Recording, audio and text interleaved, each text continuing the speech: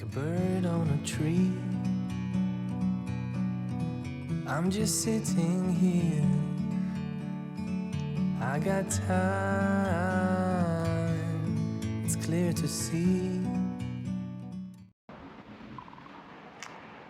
Hello everyone, welcome to this nerve flossing and fascial release video. So we have a network of nerves that is a system in our body, and our fascia system actually wraps even around our nerves.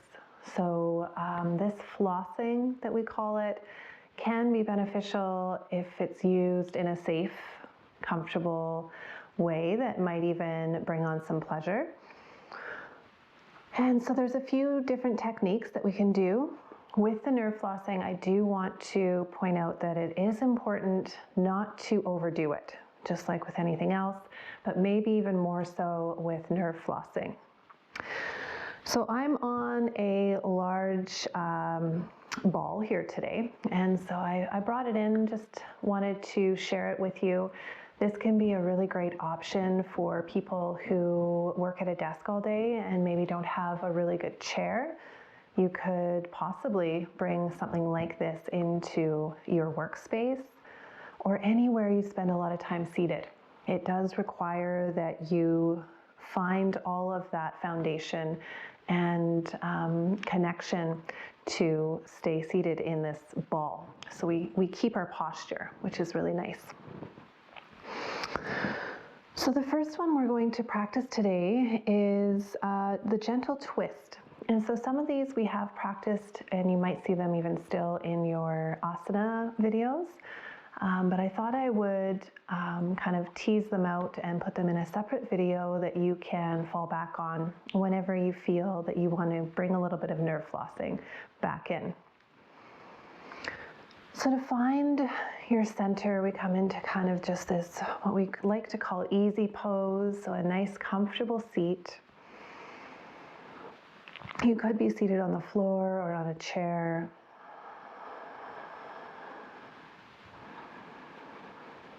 And find your breath in the present moment. And you could go through your checklist in easy pose, noticing if you're grounding into your foundation evenly. And do you have your deep front line connected?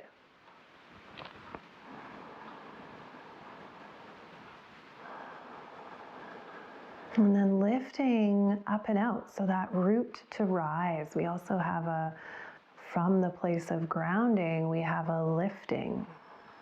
And the equal and opposite forces playing together.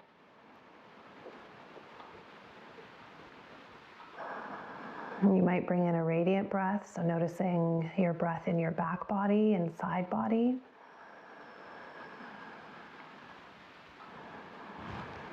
Relaxing your shoulders, rolling them out if need be, or rolling out the head and neck, just to come into a little bit of a softer seat. And letting go.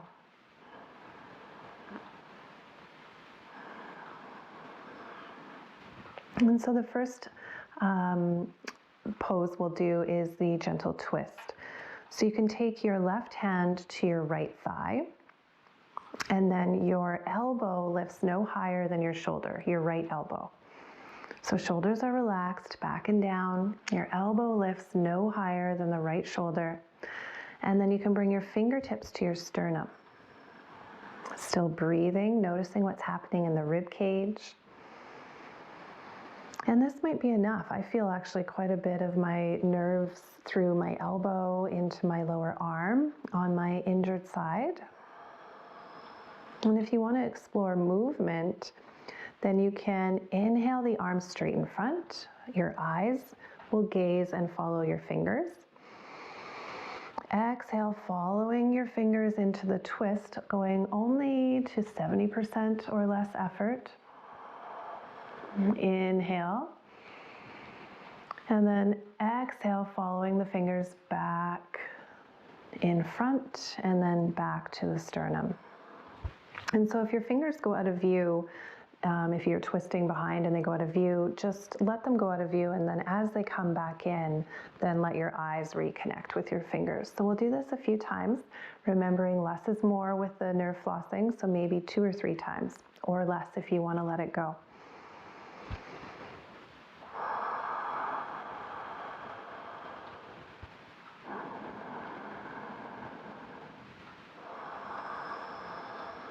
Remembering you can always do less range of motion as well.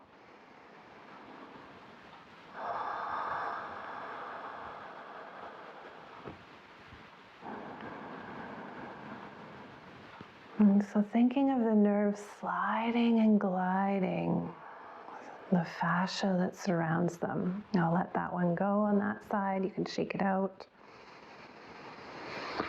And actually what we'll do in between is doggy pause 1 and 2. So doggy pause 1, you want to make sure you have your foundation set. Shoulder blades are snug down the back, sitting on the back of the rib cage. Rib cage is connected. And then from the shoulders and the biceps, let the palms face down. Let this kind of energy flick down the arms from the shoulder girdle, out of the fingers, out of the wrists. So this is why it's nice to have this ball. I actually get a little bit of bounce with this one. So this is a nerve flossing as well. Good. So you can let that go. We'll move to the other side of the twist. So bringing the right hand to the left thigh. Elbow is up no higher than shoulder height, keeping the shoulders still relaxed, down away from the ear. Fingers to sternum. Inhale, the arms straight in front, following a gaze with your eyes. Exhale as you gently twist, following the fingers when they go out of view. That's okay. Take an inhale here. Exhale as they come back into view. The gaze can then follow the fingers in front and then returning back to the sternum. And so 2 or 3 more with your own breath.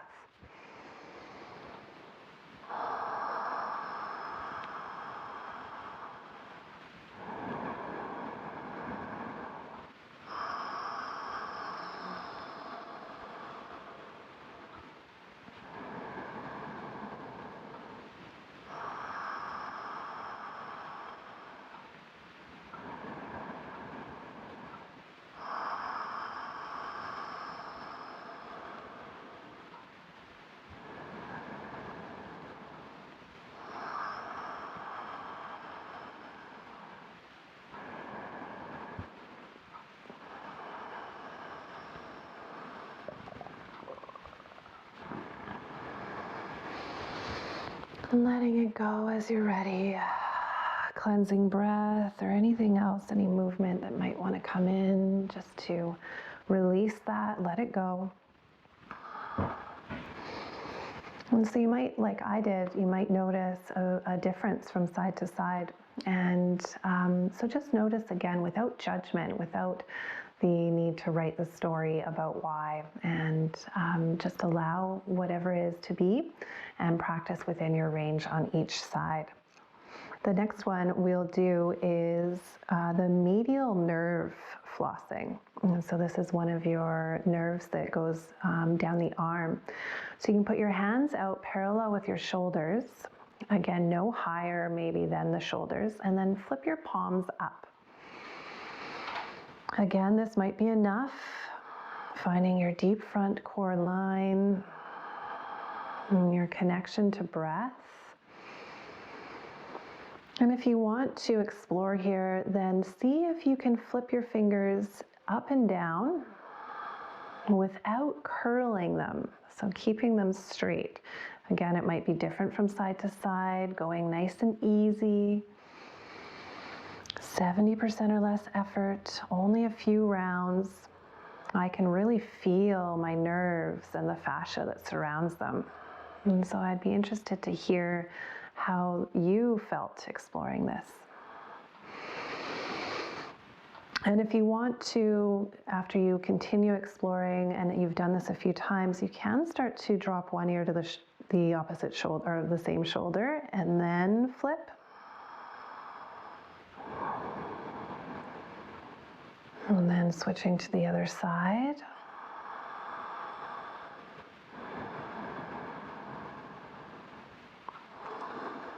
So we're just loosening up some of that fascia that surrounds the nerves.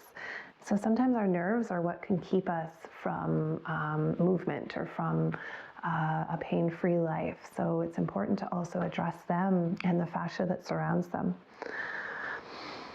Good, so we'll take doggy pause 2 now. So same thing, finding your shoulders on the rib cage of the back, connected through your ribs, this magnetic quality between the thighs. Feet are planted fully. You can feel all toe pads and the 4 mounds or the 4 corners of your foot. And then flipping the palms, we can flick from the shoulder girdle through the bicep, down the arms.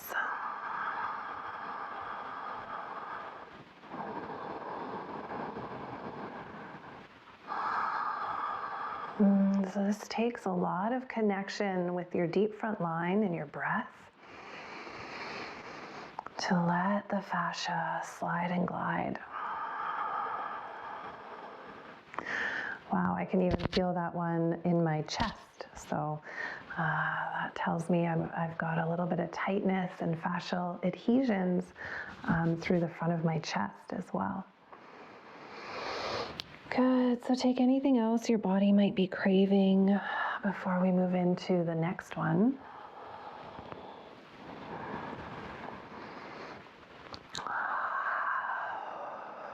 Maybe it's just a pause with stillness and silence and space.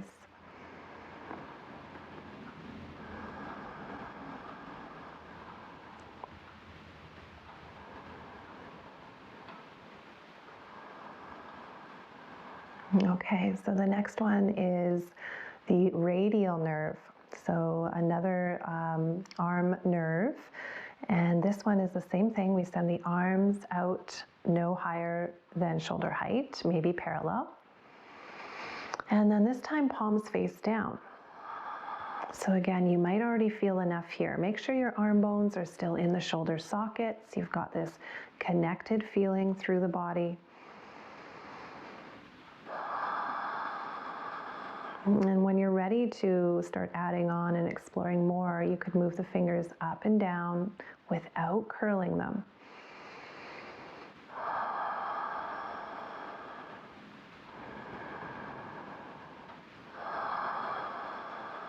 Maybe you want to add one ear towards the shoulder.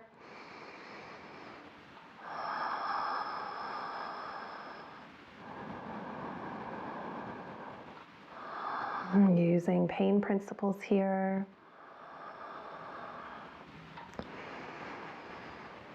And then doing the opposite ear towards the opposite shoulder. Notice if you're drawing your shoulder up to your ear. And can you let your shoulder relax away and down?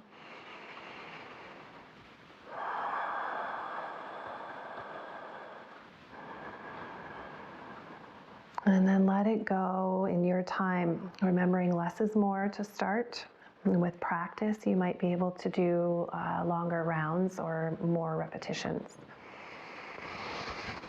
Great, so shaking that off. This time we'll do flick the goo. And so you can imagine you have green goo on your hands and you want to flick it off.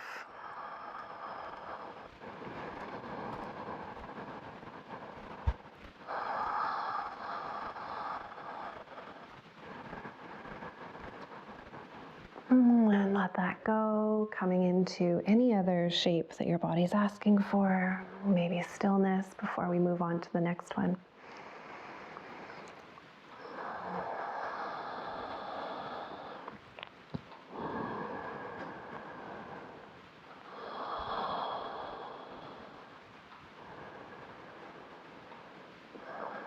And so you could always bring a block between the thighs here to kind of bring in that magnetic quality if you're noticing that your legs or your feet are rolling out.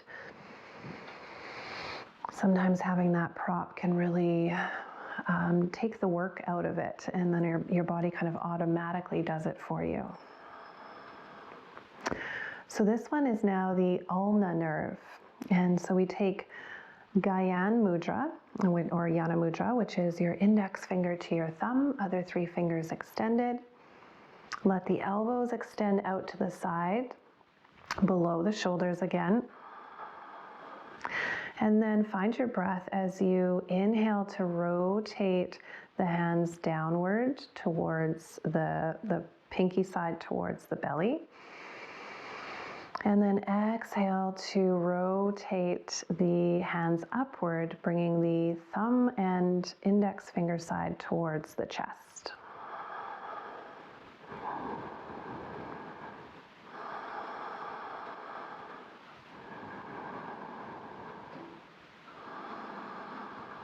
With time and openness, I'm not there, that's for sure.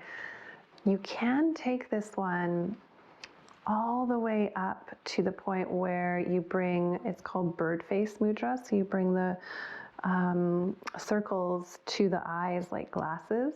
My arms will not quite go there without me going beyond my 70% effort. So I'm not going to, but I wanted to share that with you. Those of you that maybe are quite open in the fascia around your nerves might be able to go there, still honoring your pain principles and your practice in a safe, comfortable, and pleasurable way.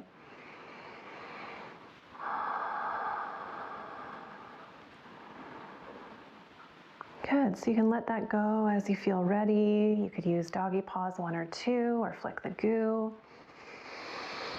Any other movement, or maybe stillness is coming in for you.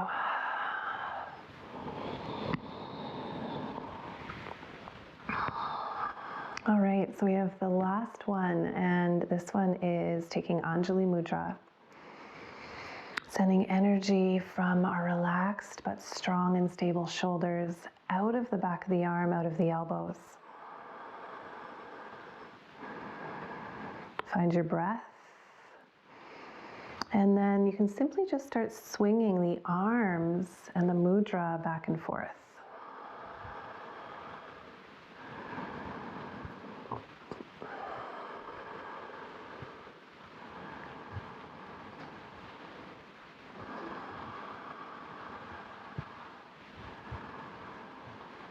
And of course, knowing that you can always do less range of motion.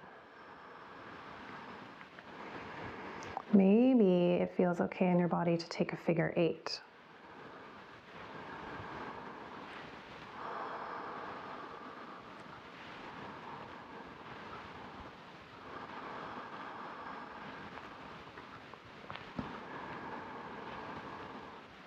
And then you might even come to center and explore flipping the mudra down and then up.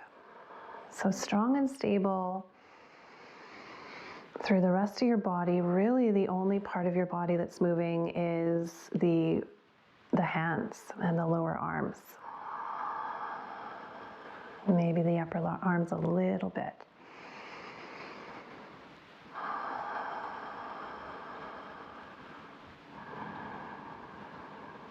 Good, let it go as your body is telling you to. And then return to these practices anytime. Notice how you feel first after your first practice, and see how maybe you went a little too far, and you'll know for next time. Or maybe you can practice again shortly and maybe do more repetitions. Just honoring your pain principles and doing less, especially with this nerve flossing. And thank you for joining me today. Like a bird on a tree, I'm just sitting here. I got time, it's clear to see.